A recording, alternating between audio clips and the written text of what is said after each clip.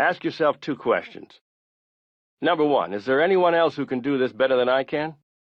That's just another way of saying know yourself and know your competition.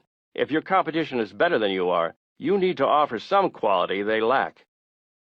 Number two, what am I pretending not to see? We can all get swept up in the euphoria of a creative moment, or what former President Richard Nixon's speechwriters used to call the lift of a dream. Before the dream lifts you into the clouds, make sure you've looked hard at the facts on the ground. Bullshit will only get you so far.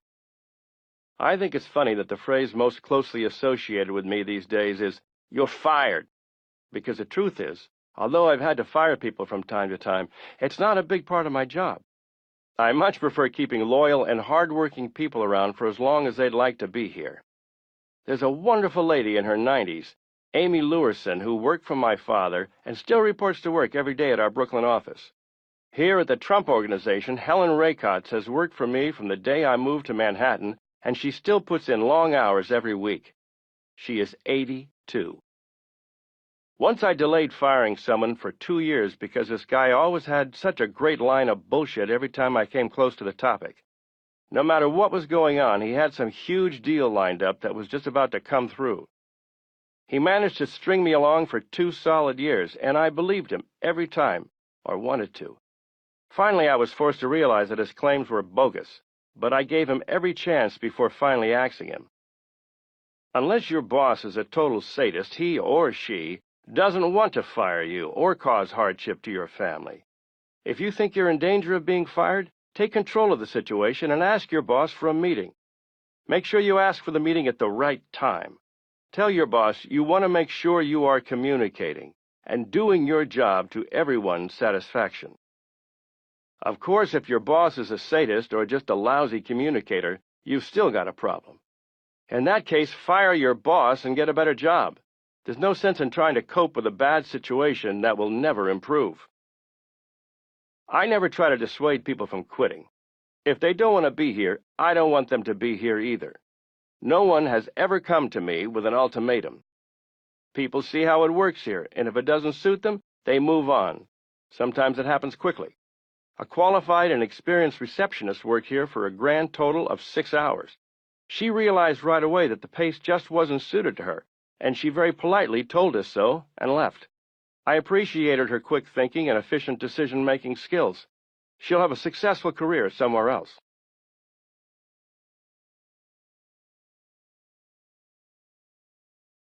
Every new hire is a gamble. Some people give such great interviews that you're ready to make them vice presidents on the spot, until you realize that their true talent is simply giving a great interview. That's why, in a sense, every new hire is a gamble. Impressive credentials don't always add up to a great performance or a good fit. Non-existent credentials don't necessarily mean a no talent. Being circumspect helps a lot and keeps you from being surprised.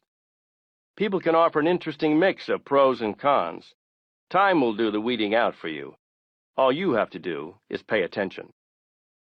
What I look for in employees is a sense of responsibility that goes beyond what is merely sufficient. Some people do the bare minimum, and some people will actually be concerned about the organization as a whole. They see themselves as having a direct relationship to the success or failure of the company they work for. They believe they are important, and their work shows it. If you can instill this sense of worth in your employees, you will have a tip-top team working for you. People who take pride in their work are the kind you want to have around, and the kind I like to keep around. I especially like employees who spend, and more importantly, save the company's money as if it was their own. Companies suffer when employees don't make enough of an effort to control costs. The employees who feel a personal responsibility for their budgets, who view the company's bottom line as an extension of their own personal savings account, are often the ones who get the best results. If you let your boss know that you're watching out for his or her bottom line, you'll always be appreciated. I respect employees who can think on their feet. So does George Ross, my senior counsel. His assistant, Carol Berkowitz, was helping out at the front desk one day when she received a call from a stranger who said she was about to commit suicide. Carol deemed the call credible and took a few moments to listen to the distressed woman. Carol asked her where she was from, and the woman replied that she lived in Southern California, not far from the beach. Carol responded, "You live in California, near the beach. Do you know how cold it is in New York today? It's 8 degrees outside, and that's without the wind chill. I almost froze just getting to work. If I were you, I'd go out right now, take a long walk on the beach, and sit in the sun for a while. That's what I'd do if I were you." The woman instantly calmed down and thanked Carol for being so nice to her. That's the kind of person we like to have around. A certain amount of personal ambition is necessary, but not to the point where it undermines the common goal of the company. If your group can't work together, you won't accomplish much. I don't like backstabbing. It's not necessary, and it's insulting to me. I have eyes and ears and instincts, too. I can assess people and situations for myself. If people have time to be petty, it's an indication they're not busy enough with their work. You can't expect to be a valuable employee if you don't make yourself valuable. Think about it. What do you contribute to the welfare of the organization? Are you instrumental in keeping it humming and moving forward? Do you work wholeheartedly or half-heartedly? Are you just going through the motions and hoping no one will notice? The only person you ever fool is yourself. You can't fool others, even though you might think you can. A lot of people say they're going through the motions because their position isn't challenging or rewarding and there's no room to grow. It's a dead-end situation. That might very well be. If so, look elsewhere for a company that could offer you a promotion in your particular area of interest or expertise. There are times when you should move on, and situations in which the only way up is out. Ideas are welcome, but make sure you have the right one. If you run a company, make yourself accessible to your employees. If they feel they can bring ideas to you, they will. If they feel they can't, they won't. You might miss out on a lot of good ideas, and pretty soon you might be missing a lot of employees. I allow people to run their ideas by me. I don't have a lot of time, so they have to be prepared and succinct. I'm sure that's the protocol for any busy CEO. So if you're going to be bold enough to present your idea, make it as clear as possible and don't take it casually. Think of it as a presentation that could cost you a lot of money if you were to lose the client. Your boss's time is important, and you won't win any points by wasting it. Learn to recognize the fine line between being pushy and being intelligently assertive. It can be an issue of timing. Pay attention to what's happening around you and pace yourself according to that rhythm. I try to develop a tempo when I'm working. Someone who interrupts it is not going to receive a warm welcome. Also, remember this. The boss has the big picture. You don't. So if your idea doesn't meet with hurrahs, it could very well be that a similar idea is already in development, or that your idea is not in step with plans that have already been made. This shouldn't discourage you because your initiative will always be noticed. But recognize when not to press an issue, and don't expect a lengthy explanation of why. I like people who don't give up, but merely being a pest is detrimental to everyone. Once again, fine-tune your discernment. Know when to ease up. Keep your antennae up for another idea and a more appropriate opportunity. Sometimes we hesitate with good reason. There was one former employee who I liked a lot, but he reminded me of a jumping bean. He couldn't keep still for more than 3 seconds at a time. Even riding in the car with him became an ordeal because being in an enclosed space seemed to warm him up even more, and then he'd really get going. I finally learned to avoid him as much as possible, and that's too bad, because he was a great guy. But enough is enough. Too much will cause people to tune you out or wish that you would move to another state. Last I heard, the jumping bean was living in Montana. I only hope they have enough space there to contain him. And every time I hear about UFO sightings in Montana, I have to laugh. I know who it is. One last thing. If your boss says no to an idea, pay attention. Most likely, there's a good reason. No one disregards a terrific idea. It just might not be the right terrific idea for the company you're with. Maybe you're meant to go off on your own as an entrepreneur. Let that be an indication to you. It could be the beginning of your career, rather than the end of it. Focus on the talent instead of the title. People who work for me know there's a lot more to me than my public persona. I'm not one-dimensional, and if you realize that the people around you aren't either, you'll be utilizing the hidden potential that just about everyone has. Whether they want to use it or not is up to them to a certain extent, but it's also up to a leader to recognize it, or at least to give it a chance to unfold. Most people don't like to stagnate, and if you want to keep your company moving forward, look around you now and then for fresh possibilities within your organization. Never let someone's job title be the sole indication of their worth. People at the Trump Organization have transcended their positions on many occasions. Matthew Calamari, the Executive Vice President of Operations, started as a security guard. After getting to know Matthew, I realized he had a lot more to offer than his job title warranted, and he has proven me right. He's a dedicated and trustworthy worker, and any CEO in his right mind would want to have him around. As an Executive Vice President, he is in charge of building operations and runs my entire security organization. He is in charge of major building projects with his brother Michael and Andy Weiss. Their most notable recent accomplishment is the new building on the site of the former Delmonico Hotel at Park Avenue and 59th Street. I'm calling it Trump Park Avenue. Catchy, right? Vinny Stelio, who was hired by Matthew Calamari, started as my bodyguard and is now a vice president. He has just what it takes to be an effective executive, which was clear to me, if not immediately to him. Vinny would often drive executives, architects, and contractors up to Westchester to look at developments I was building. Now they report to him. I am perhaps the largest owner of land in Westchester County, and now it's Vinny who keeps his eye on it all. John Tutelo, president of Trump Model Management, our modeling agency, started as a booker and now has what many guys would consider a dream job. Meredith McIver, who made the writing of this book a pleasure instead of a headache, started out as a media assistant. I recognize that her talents encompassed much more. Of course, it takes talent to deal with me and everyone else every day, but especially me. I could have hired an outside collaborator to help me with this book, but why spend time looking outside the organization when you have all the people you need right beside you? Very often your resources are greater than you might think.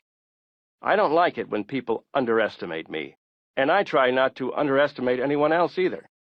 People are multifaceted, and it's important to let them function in a way that will allow them to shine. Most people would rather succeed than fail, but sometimes the leader has to be the catalyst for putting success into their personal vocabulary. In other words, try to see beyond a person's title. You can find talent in unlikely places. Manage the person, not the job. I once heard a story about a guy who owned an advertising agency. There was one writer who drove the other writers crazy because he would appear to be doing nothing in his office. He made no attempt to look busy. Finally, his colleagues complained to his boss about his laziness. The boss suddenly perked up and asked, "How long has he been this way?" One of the other writers answered, "For weeks and weeks he sits there and does zip. It's like he's in a coma." The boss said, "I want all of you to be quiet and not to disturb him, and every now and then ask if you can get him some coffee or some lunch or run some errands for him." Needless to say, the employees were deflated and started grumbling. Then the boss explained his rationale. "Listen, the last time he was acting this way and the time before that, he came up with ideas worth many millions of dollars. So when I tell you not to disturb him, I have a reason for it." People have different ways of achieving results. I enjoy figuring out how each of my key employees excels. If people are your resource, you'd better try to learn something useful about them. Being able to do so is what makes a good manager a great one. Some people respond well to the fear factor. Ever hear this exchange? Question: How long have you been working here? Answer: Ever since they threatened to fire me. Well, it applies to some employees.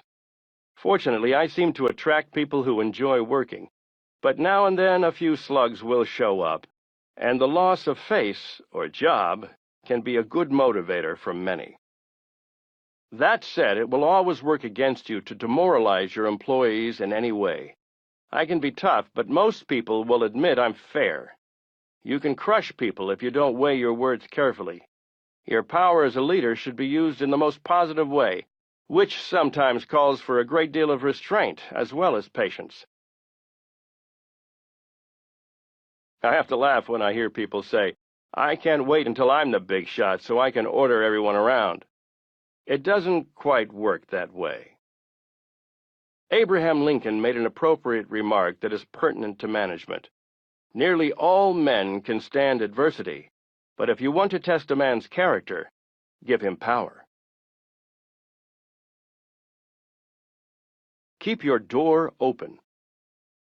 I'm always taken aback when people say, "Oh, he's got it made," as if that's the end of the conversation about a person.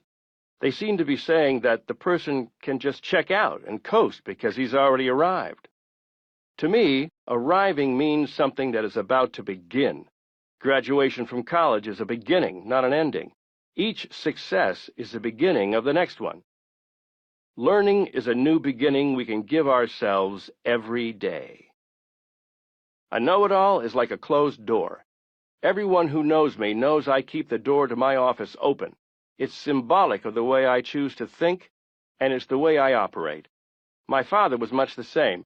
He once said to me, "You know, the more I learn, the more I realize I don't know."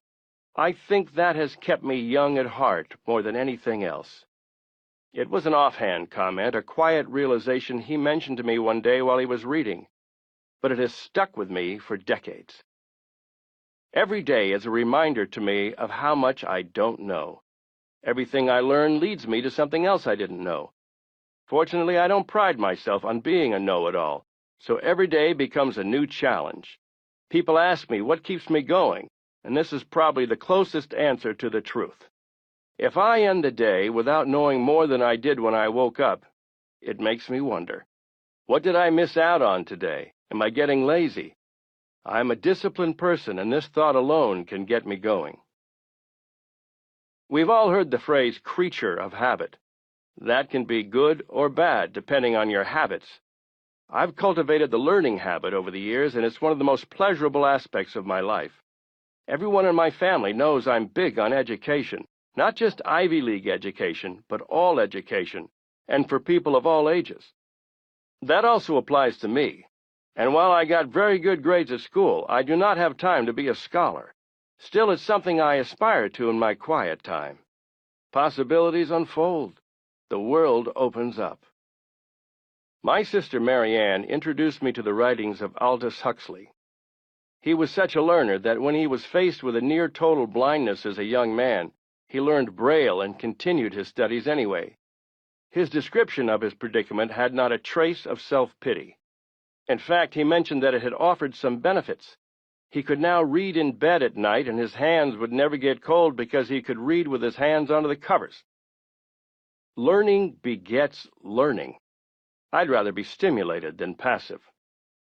You can't wear a blindfold in business. A regular part of your day should be devoted to expanding your horizons. We live in a big world, and it's important for us to be aware of cultures other than our own. I have always lived in the United States, but I make an effort to be informed about other cultures. That's easy to do in New York City, the most diverse and exciting place on earth. Someone who had been living abroad for a few years told me upon returning home that a frequent comment about Americans is that you always know exactly where we're coming from. The flip side of this is that we rarely know where anyone else is coming from. We're very much up to snuff about our own national events, but we are less aware of what's happening in other countries. All of us need to pay more attention to events outside our own realm. We are connected to each other in so many ways, politically, commercially, socially. Perhaps one of the reasons I've been able to sell and rent apartments to people of so many foreign nationalities is that I've made an effort to understand where they're coming from. Learn something new, whether you think you're interested in it or not. That's the opposite of having a closed mind or a closed door. I can thank my father for the example he set. It was the key to his remaining young and dynamic into his 90s. It can do the same for you, if you make the effort.